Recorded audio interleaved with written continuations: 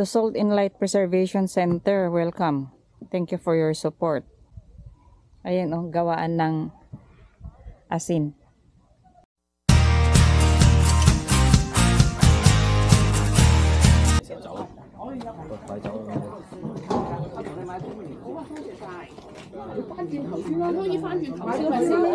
History of salt industry. Located in Hong Kong's original salt pan. Production was one of Hong Kong's ancient industries. We can actually see photos of some of the salt pans. San Hui in Chun Mun, Sha Tau Kok, Tai O on Lantau Island, Yem Tin Chin, Sai Kong. So andito kami, dito yung ano, yung Tinchay. Ayan oh. The salt pans that scattered across the Sha Tau Kok district in 1924.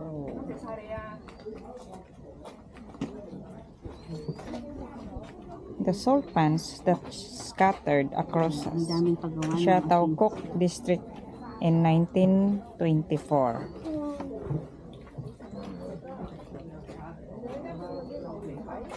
It's become the estate here, and here the mangrove and all the building, something like that. Yes, this is building already. Yes, it's a building or the mangrove. Here actually is the Long Tin estate. Oh, Long Tin. Yeah. Salt production used to be major industry in Tai O. Yes. Salt pan were, which is still in 1970. You can No longer exists today. Salt production. High tide, we will open the gate, and then we have engaged in this top. Open the gate, and the seawater will come in. And then so you can see this all the seawater. This one seawater. Oh, and then we will pump the seawater into this field. This field, there's 1, 2, 3 feet for evaporation.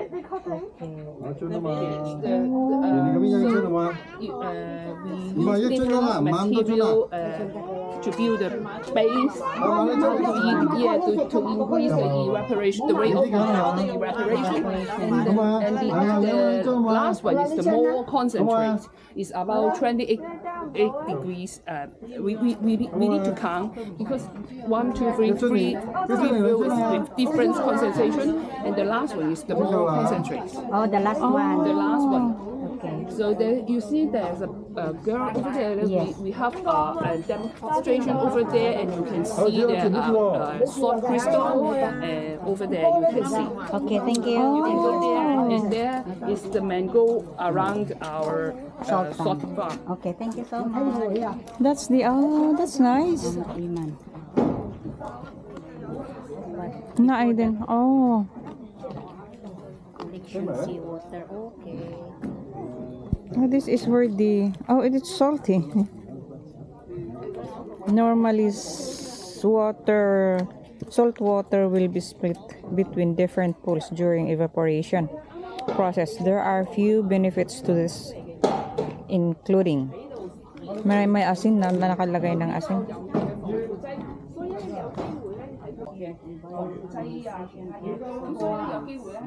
History of salt industry in Hong Kong. In 1938, there were only 3 locations in Hong Kong where salt pan were found: Tai O, Sha Tau Kok, and San Hui in Chun Mun. Of these, the largest one was in Tai O. The salt production was not only sufficient for local use, but was also exported to Pearl River Delta. So, ito pala yung ano. Pero yung ano din sa Tai O, salt pan which was still in 1970 is no longer exists. So wala na pala to.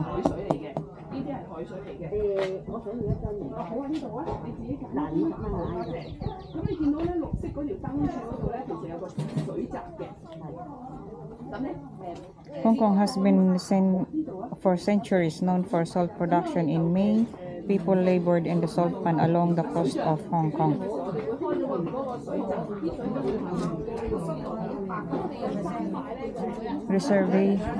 Revitalization of salt pan in Yuntin Chai. Dito ito. Chronology, revitalization of salt pan. So, January 2013, June. First batch of equipment arrived outside surveying was completed. Ordinary engineering consulting relation and ito yung inexplain nung babae kanina na first evaporation pool, second evaporation pool 2, evaporation pool 3, washing pool. Salt, ito pala yung ano, dito yung una. And then pag ganon,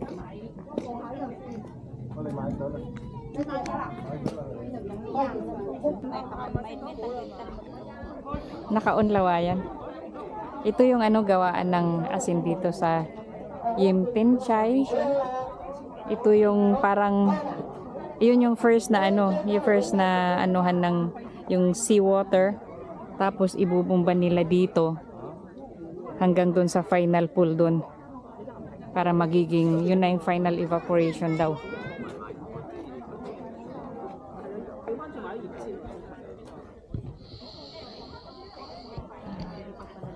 Dito yung ano, dadaan yung mga seawater.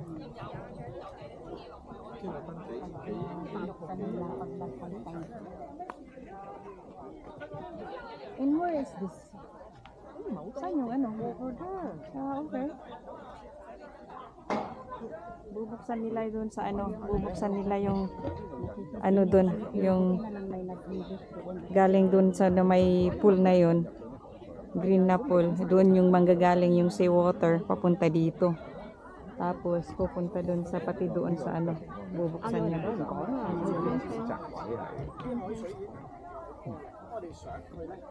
Only outan ako yung sinin mo itang kay man umen na kay man tayo ihud mo dito. Yung tayo wala na, tinanggal na, wala na dahil inanuhan na ng building. So ito na lang yung isa sa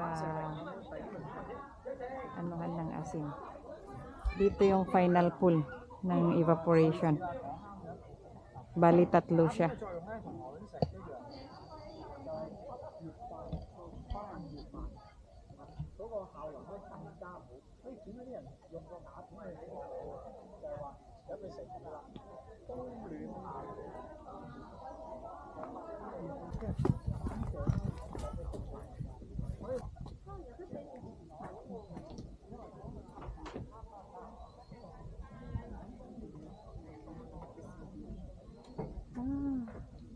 Yun yung asin.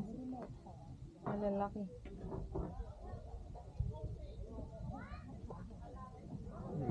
Ito yung galing dun sa ano na asin.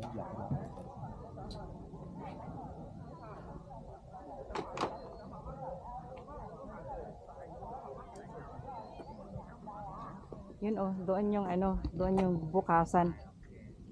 Na kung saan seawater papunta dito.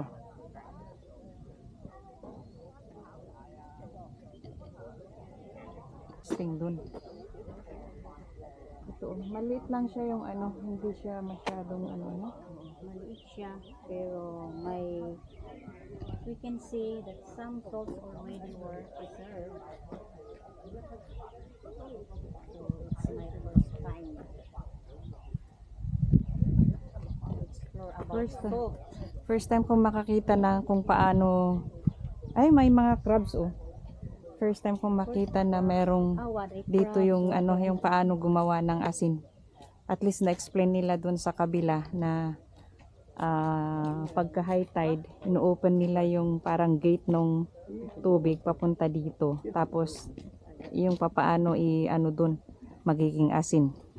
At sabi nila bali 3 weeks lahat from seawater to salt.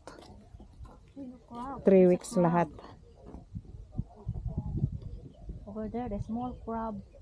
Yeah, I know. What they found yan ay ano ka. So this is it. So when the canoyasin is not really open, May crab oh doon. Oh yes.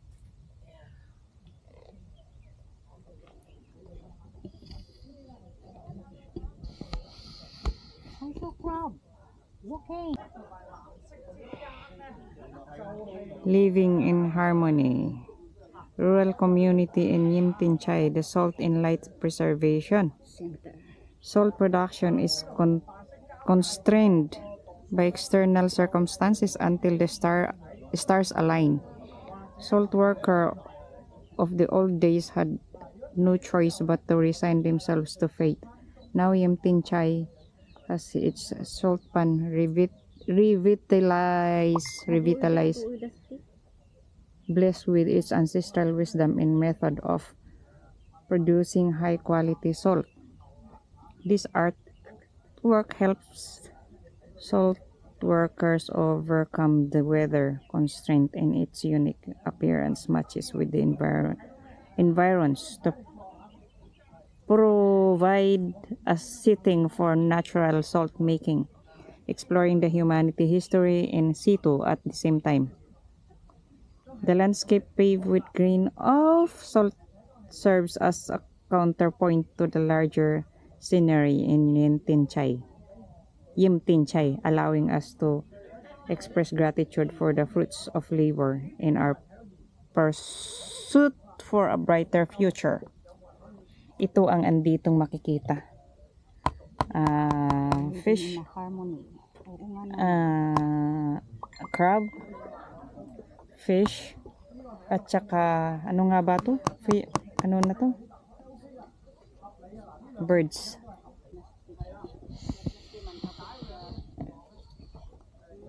Yan yung ano, yan yung nagawang salt.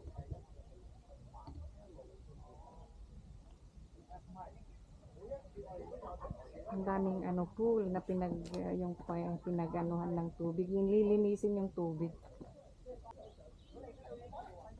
Ito yung ano, sea water ito. Dito yung ano, dito yung bukasan. Ito yung gate na ano, kapag napuno na to, kapag marami ng tubig dito, ito na yung bubuksan nilang ano, para makapasok yung tubig dito. Tapos tsaka nila ibubumba dun sa may pool na ano, dun sa pool para yung parang i-strain nila yung tubig hanggang sa magiging asin.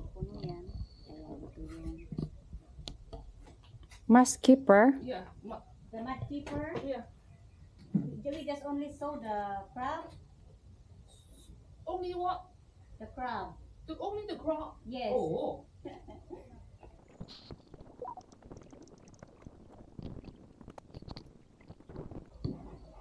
Ito yung old style na ano,